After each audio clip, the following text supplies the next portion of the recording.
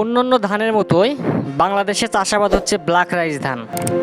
এই ধান রোপণের উপযুক্ত মৌসুম বুড়ো মৌসুম। বীজ বপনের উপযুক্ত সময় অক্টোবর থেকে নভেম্বর মাস। ব্ল্যাক রাইস ধানের বৈশিষ্ট্য: এই ধান চাষাবাদ পদ্ধতি অন্যান্য ধানের মতো হওয়ায় খুব সহজেই চাষাবাদ করা যায়। এই ধান চাষাবাদের ক্ষেত্রে রোগবালাই খুবই কম। এই ধান সহজে শীষ থেকে ঝরে পড়ে না মাটিতে। অন্যান্য ধানের চেয়ে এই ধানের ফলন বেশি হওয়ায় ও বাজার মূল্য বেশি থাকার কারণে কৃষকরা আর্থিকভাবে লাভবান হয়। সঠিক পরিচর্যার মাধ্যমে 33% জমি থেকে প্রায় 30 মণ ধান পাওয়া সম্ভব। ব্ল্যাক রাইস চাল অন্যান্য চালের থেকে উৎকৃষ্ট কেন?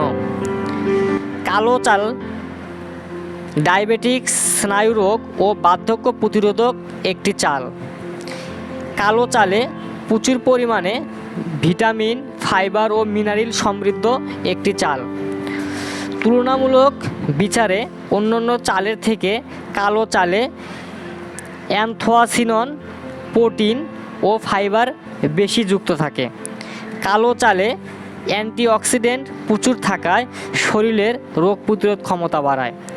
কালো চালে উপস্থিত পুষ্টি উপাদানগুলি হলো ফ্যাট, কার্বোহাইড্রেট, আঁশ, ভিটামিন এ, আয়রন সমৃদ্ধ একটি চাল।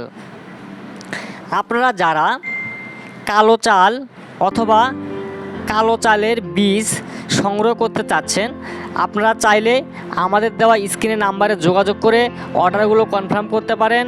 আমরা কুরিয়ারের মাধ্যমে বাংলাদেশের জেলা পর্যায়ে এবং উপজেলা পর্যায়ে এই ব্ল্যাক রাইস ধানের বীজ ও চাল সরবরাহ করছি। ধন্যবাদ সবাইকে।